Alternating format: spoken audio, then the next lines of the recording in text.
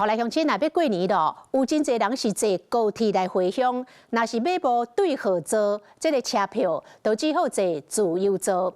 来看高铁，今年推出着过年期间限定的订号服务，用高铁的 App， 或者是通讯软体 LINE， 都会当查到预购的人潮，希望会当避免着自由座之乱。 特别过年年假，今日透早高铁南港站开始赴旅客流浪回乡。不过对号座买真歹，都惊含自由座卖增加10通通。高铁这次过年期间自由座订货服务。那旅客呢可以透过我们高铁的企业网站。 T Express 行动购票 App 来查询自由座等候的预估时间。不管是高铁 App 或者是通讯软体 LINE， 都能查到现主席订号。每20分钟做一级，拢总5级。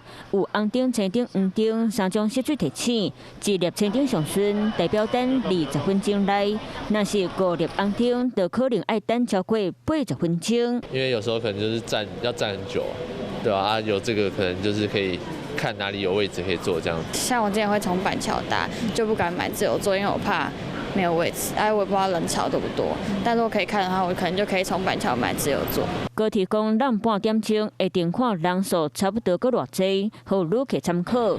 高铁伫咧今年过年载运11天内加开395班次，提供2162班次列车。人上济时段，特别是伫咧假期头尾几天。比较尖峰的时段呢，会落在休假前的最后上班日的南下，以及收假日的北上。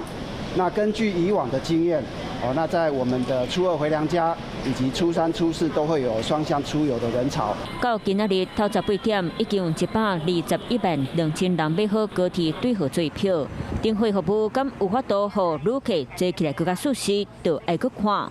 Hello， 我是张新文。想要抢先掌握最及时的新闻资讯吗？赶快订阅、按赞、开启小铃铛，锁定华视新闻 YouTube 频道。